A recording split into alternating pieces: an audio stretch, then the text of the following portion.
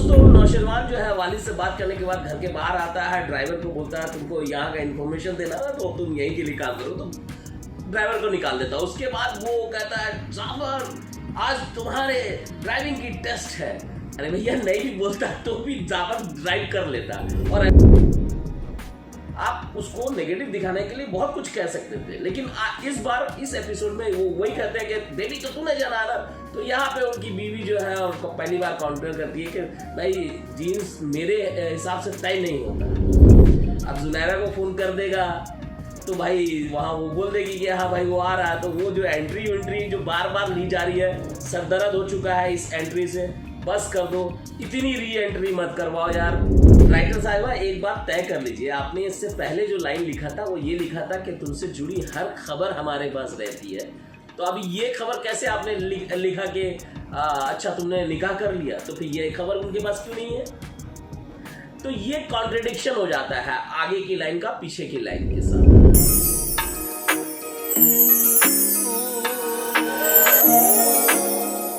दोस्तों आज मैं उस ड्रामा के बारे में बात करने वाला हूं जिसे आप लोग बेहद पसंद कर रहे हैं, मैं भी पसंद करता हूं, लेकिन कुछ कमियां हैं उसकी जो खटकती है, वरना उसका प्लॉट बहुत अच्छा है और उसमें इतने अच्छे हुक पॉइंट्स सब हैं जो ऑडियंस को ग्रिप करके रखता है। तो ये ड्रामा है दोस्तों जानिसार। तो जानिसार ड्रामा के 19th एपिसोड का मैं आज पोस्टमार्टम करूँगा या एनालाइज करूँगा। तो दोस्तों जैसा कि आपने 19th एपिसोड देखा, उसमें नौशरवान जो है अपने वालिद से बात कर रहा है कि मैं दुआ से शादी करना चाहता हूँ। इधर दुआ दुल्हन बनकर बैठी है, मौलाना साहब बहुत बिजी है, उनको शादी काफ़ी सारी करवानी है, इसलिए वो वहाँ से चले जाते हैं क्योंकि वहाँ नौशरवान नहीं पहुँचता, देर होती है। तो इधर नौशरवान जो है अपने वालिद से बोल करके निकलता है कि अगर आप दुआ से शादी नहीं करने देंगे तो आप अपने बेटे को खो देंगे। यहाँ एक बाप मजबूर हो जाता है, लेकिन कशमाला मजबूर नहीं होती। वो जाते जाते उससे पूछती है नौशरवान से कि क्या वो मुझसे बहुत ज़्यादा खूबसूरत है, तो वो कहता है वो मेरी मोहब्बत है, और बोल करके चला जाता है। लेकिन कशमाला हार मानती नहीं है। इधर जुनैरा जो है वो ताने मार रही है हिबा को, यानी कि दुआ को, कि भाई मौलाना साहब चले गए, जिसको आना था वो तो आया नहीं है। ये बातें सुन करके दुआ वहाँ से गुस्से से उठ करके जाने लगती है।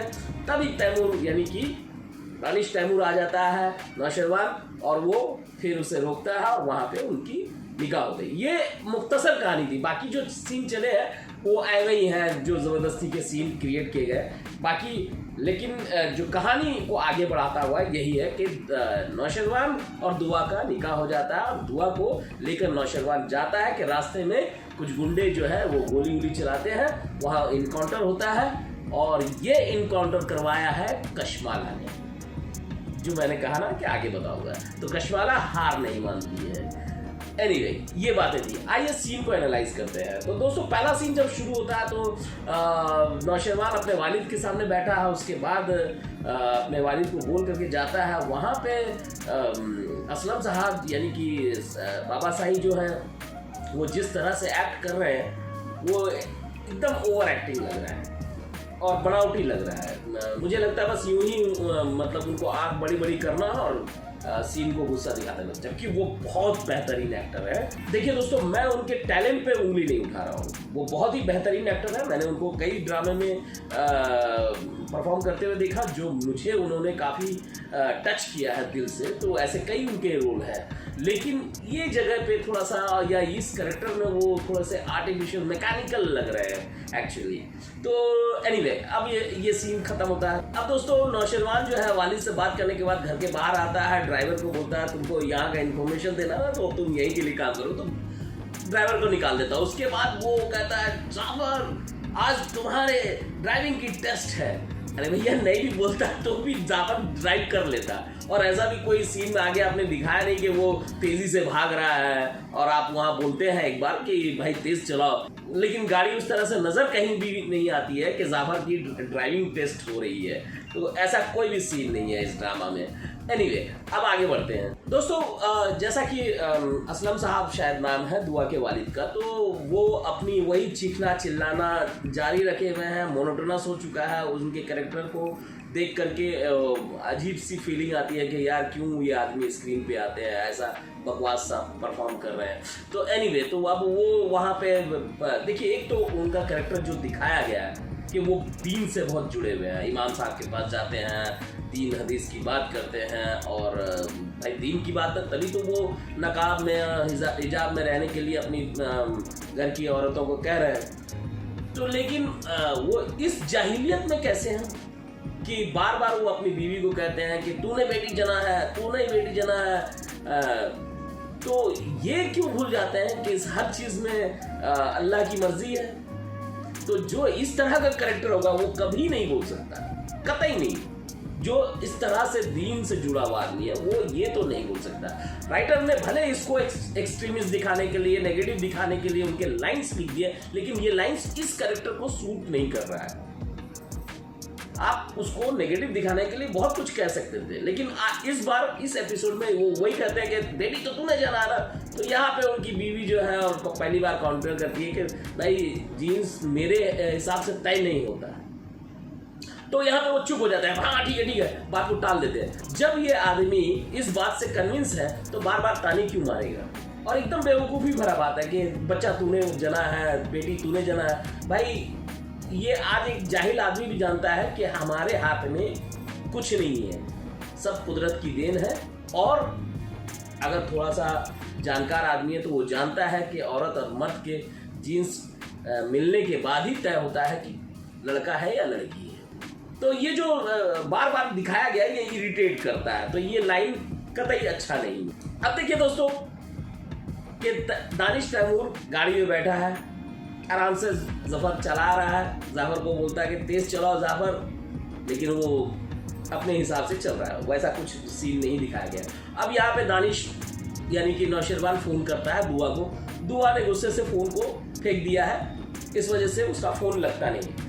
अब दानिश ने जब ये फ़ोन दिया था तो कहा था कि ये फ़ोन बंद नहीं होना चाहिए किसी भी हालत में, लेकिन फ़ोन बंद आता है तो उसको समझ जाना चाहिए कि या तो दुआ के साथ कुछ गड़बड़ हुआ, क्योंकि ये बात तो उसने फ़ोन देते वक्त कहा था कि अगर ये बंद हुआ तो मैं समझ जाऊंगा कि कुछ गड़बड़ हो रहा है। जब ये बातें उसको मालूम थी, यहाँ फ़ोन नहीं लग रहा, तो वो जुनैरा को क्यों नहीं फ़ोन कर रहा है।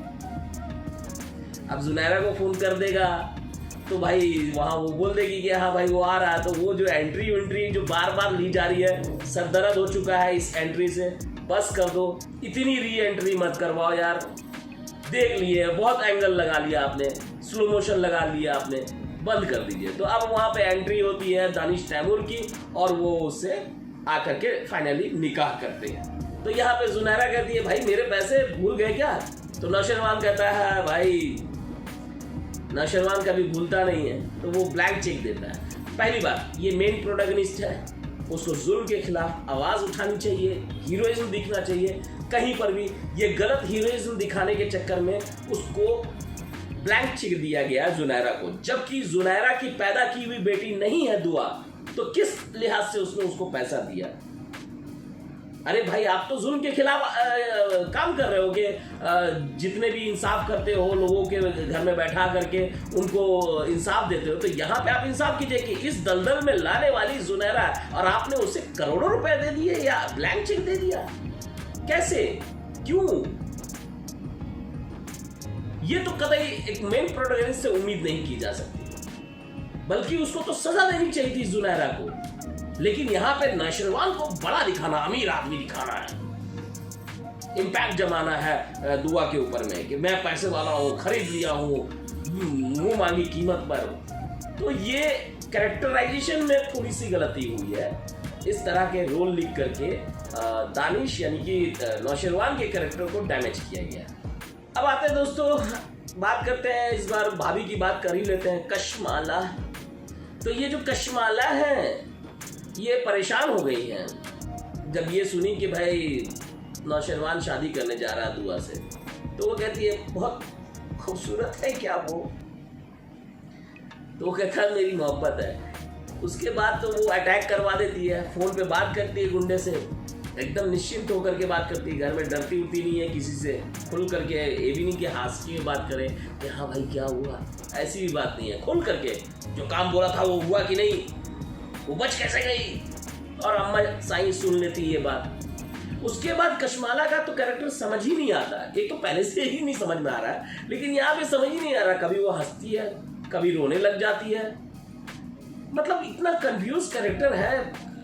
हालांकि मैं ये किसी निष्कर्ष पे नहीं पहुंच रहा हूँ कि वो खराब एक्ट्रेस है या अच्छी एक्ट्रेस है, पता नहीं, उनका कैरेक्टर ही उस तरह से लिखा गया है। ये तो अब दूसरा, मैंने कभी उनका शायद शो देखा हो या ना देखा हो, मुझे याद नहीं है, लेकिन हो सकता है अच्छी एक्ट्रेस हो, लेकिन यहाँ पर वो बहुत ही कंफ्यूज एक्ट्रेस नज़र आ रही है कि उनको क्या एक्सप्रेशन देना है, क्या नहीं देना है, किस तरह से बात करना। अम्मा साई से चोरी पकड़ी गई है, उनकी साजिश नाकाम हो गई है, तो ये समझ में नहीं आया।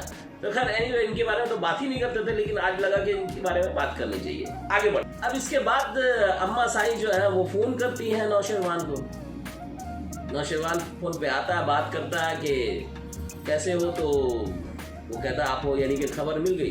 तो अम्मा साई कहती हैं कि भाई तुमसे जुड़ी हर खबर हमारे पास रहती है। वाह, बहुत बढ़िया। उसके बाद कहती हैं कि वो लड़की कैसी है, तो नौशेरवान कहता है आपकी बहू। तो यहाँ अम्मा साई कहती है अच्छा तो तुमने निकाह कर लिया। राइटर साहिबा एक बात तय कर लीजिए, आपने इससे पहले जो लाइन लिखा था वो ये लिखा था कि तुमसे जुड़ी हर खबर हमारे पास रहती है, तो अभी ये खबर कैसे आपने लिखा कि अच्छा तुमने निकाह कर लिया, तो फिर ये खबर उनके पास क्यों नहीं है? तो ये कॉन्ट्रडिक्शन हो जाता है आगे की लाइन का पीछे की लाइन के साथ। तो ये ध्यान रखना चाहिए कि अगर मैं जो लिख रही हूँ तो वो किसी बात का विरोधाभास तो नहीं पैदा कर रही है डायलॉग्स में। तो ये सीन की गड़बड़ियाँ थी। तो दोस्तों यही बातें थी, वरना ड्रामा में बार बार कहते आया हूँ कि इस ड्रामे में वो हुक पॉइंट है जो ऑडियंस को मतलब बूस्ट करता है और मज़ा आता है देखने के लिए। तो नो डाउट प्लॉट बहुत अच्छा है, स्टोरी लाइन अच्छी है और सीन भी अच्छे लिखे गए हैं, और कुछ कुछ चीज़ें ख़राब है जो खटकती हैं वो हम बोलते हैं, वो हम बोले। तो ये बातें थी दोस्तों इस एपिसोड की। आइए कुछ एक कमेंट्स जो इस ड्रामे के बारे में लोगों ने किया वो बहुत ही इंटरेस्टिंग है, तो आइए उनके कमेंट पढ़ते हैं। तो पहला कमेंट है दोस्तों, एक यूज़र है वकार अहमद। तो उन्होंने लिखा है कि कशमाला लगता है अपने पहले शौहर से ज़्यादा नौशेरवान से प्यार करती है। सही बात है, समझ में नहीं आ रहा जिस तरह का ये कैरेक्टर है। एनीवे दूसरा कमेंट पढ़ते हैं दोस्तों। दूसरा कमेंट है दोस्तों, टिप्स ऑफ लाइफ यूज़र है, उनका ये कहना है कि ये दुआ मोटी कितनी लग रही है दुल्हन बनके, ज़्यादा खुश हो गई क्या शायद। तो ये बात सही है, मैंने अपने पिछले वीडियो में भी कहा कि एक तो इनका मेकअप इस सीन में बहुत ही ख़राब है और दुआ बहुत हेवी लग रही है और एज भी दिखने लगा, पता नहीं क्यों, जबकि दूसरे ड्रामा में क्या क्यूट लगती हैं, लेकिन इसमें इस सीन में खासतौर पे वो बहुत ही बेकार लग रही है, उनका मेकअप अच्छा नहीं है। दोस्तों एक कमेंट है, साइदा खुर्शीदा है कोई, नौशेरवान और दुआ की शादी होने से तो रूमी शायद हम सबसे ज़्यादा खुश है। ये रूमी का थोड़ा एक्सप्रेशन था उस तरह का, क्लोज काटा गया था, तो हमें भी लग रहा था कि ये बहुत ज़्यादा खुश है। एक यूज़र है दोस्तों हेलो नूर, उनका कहना है कि everything is temporary but Danish Taimur के एंट्री इज परमानेंट। ये बात तो मैंने अभी भी अपने वीडियो में कहा कि यार इतनी एंट्री ले रहे हैं कि इरिटेशन होने लगती है, हर जगह एंट्री लेने में इतना टाइम लगता है, पता नहीं डायरेक्टर के पास इतना टाइम है क्या स्क्रिप्ट में, और कुछ है नहीं सीन शूट करने के लिए जो मतलब एंट्री पे एंट्री लिए जा रहे हैं। एनीवे एक यूज़र है दोस्तों अली रजा चिश्ती, उनका कहना है कौन कौन चाहता है कि इस बार ड्रामा की एंडिंग में दानिश ना मरे। हाँ, ये ऑडियंस की शिकायत रहती है क्योंकि अक्सर देखा गया कि पाकिस्तानी ड्रामा में एक्टर खुद डिमांड करते हैं कि मुझे एंड में मार दो ताकि मैं जी लूँ। मैक्सिमम ड्रामा में हमने देखा कि हीरो जो है आखिरी में मर जाते हैं ताकि जिंदा हो जाए लोगों के दिलों में। तो ये बातें थी दोस्तों, इसी तरह की बातें मैं लेकर के आता रहूँगा, मेरे साथ बने रहिए। लेकिन छोटी सी गुजारिश है कि मेरे चैनल को सब्सक्राइब कर दीजिए, लाइक कीजिए और शेयर कीजिए अगर आपको मेरा ये वीडियो अच्छा लगा। और अब मुझे इजाज़त दीजिए, मैं मिलता हूँ आपको एक नए वीडियो में, एक नए रिव्यू के साथ, नए एपिसोड या नए ड्रामे के साथ। तब तक के लिए अलविदा दोस्तों, अपना ख्याल रखिए, लव यू ऑल।